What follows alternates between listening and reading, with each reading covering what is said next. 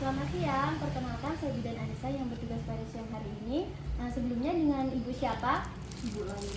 Oh, Ibu Layun. Baik Bu, ada yang bisa saya bantu? Mas suntik KB, Bu. Oh, Mas suntik KB. Sebelumnya apakah sudah suntik? Belum. Belum. Sedang menyusui tidak? Menyusui, Bu. Sedang menyusui. Baik. Di sini nanti saya akan menjelaskan tentang KB suntik, yaitu suntik progestin.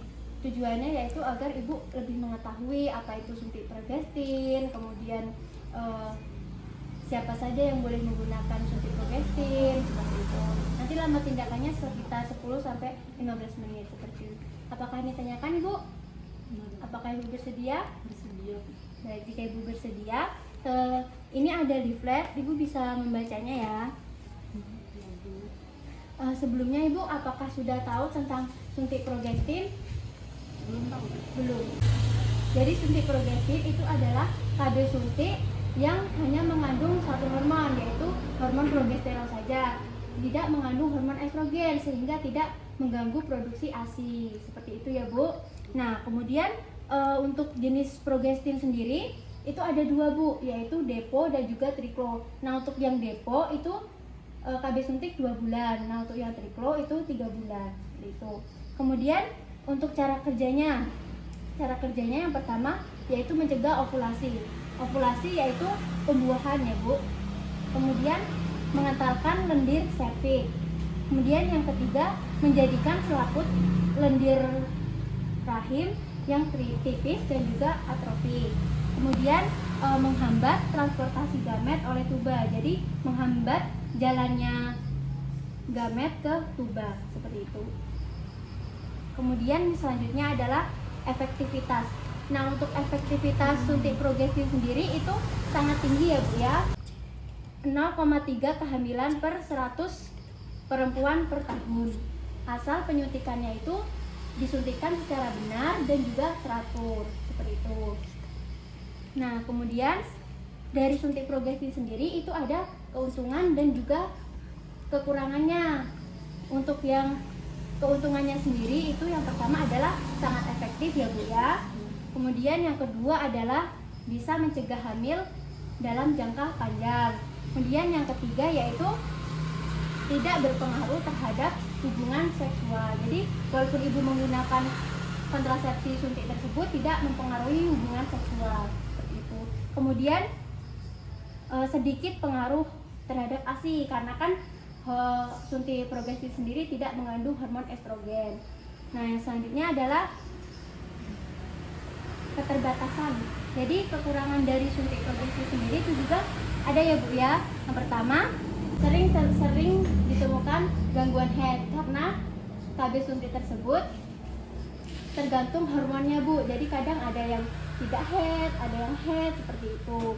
Kemudian sangat bergantung pada tempat sarana kesehatan karena kan harus disuntikkan di tempat tenaga kesehatan seperti itu ya Bu ya. Kemudian tidak menjamin perlindungan PMS, hepatitis B dan juga HIV karena kan satu-satunya alat kontrasepsi yang bisa mencegah HIV itu hanya kondom seperti itu ya Bu. Kemudian selain dari keterbatasan itu juga ada wanita yang diperbolehkan menggunakan KB progestin Bu. Ini ya Bu bisa dilihat. Yang pertama adalah usia reproduksi. Jadi usia reproduksi diperbolehkan menggunakan KB suntik progestin ya Bu ya. Kemudian yang selanjutnya adalah ibu menyusui karena kan tidak mengandung hormon estrogen jadi diperbolehkan. Kemudian post abortus atau keguguran itu juga diperbolehkan. Kemudian yang tekanan darahnya kurang dari 180/110 itu. Kemudian yang perokok itu juga diperbolehkan. Nah selain dari yang diperbolehkan itu juga ada wanita yang tidak diperbolehkan menggunakan KB suntik progestin, yaitu hamil atau curiga hamil. Jadi orang yang hamil atau dicurigai hamil emang tidak boleh menggunakan KB ya Bu ya. Kemudian pendarahan per vagina yang belum diketahui jelas penyebabnya. Kemudian wanita yang menderita kanker payudara atau mempunyai riwayat kanker payudara, dan juga wanita yang mempunyai diabetes mellitus atau penyakit gula. Kemudian kapan sih waktu yang tepat untuk menggunakan suntik progestin? Nah, waktu yang tepat yaitu bisa dimulai pada saat siklus haid. Jadi apabila ibu sedang haid itu bisa dimulai kapan saja, karena kan sudah jelas tidak hamil ya Bu ya. Kemudian apabila ibu tidak haid itu dipastikan dulu bahwa ibu tidak dalam keadaan hamil, misal di PP test terlebih dahulu untuk mengetahui bahwa ibu tidak dalam keadaan hamil, seperti itu.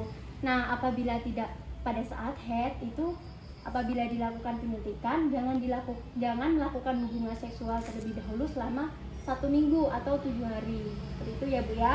Kemudian apabila ibu tadinya menggunakan KB lain, nah ingin pindah ke KB suntik, itu diperbolehkan, tetapi harus menunggu jadwal penyuntikannya atau jadwal kunjungannya, seperti itu. Jadi apabila ibu tadinya menggunakan KB yang kombinasi atau yang 1 bulan terus mau pindah ke yang 3 bulan, itu nunggu pada saat kunjungan ulang, seperti itu. Nah, mungkin dari situ ada yang ingin ditanyakan Ibu? Sudah paham ya Bu ya? Baik, jika sudah paham, saya mau tanya Ibu, tadi apabila Ibu tidak dalam keadaan haid kemudian ingin suntik progestin, itu tidak boleh melakukan hubungan seksual ya Bu ya, selama berapa hari Bu? Selama 7 hari. Ya, selama 7 hari jangan melakukan hubungan seksual. Saya rasa sudah paham ya Bu ya. Baik, sudah memutuskan untuk suntik progestin? Ya, baik. Mungkin itu saja ya Bu ya. Nanti selanjutnya saya akan melakukan penyuntikan progestin. Baik, terima kasih Bu.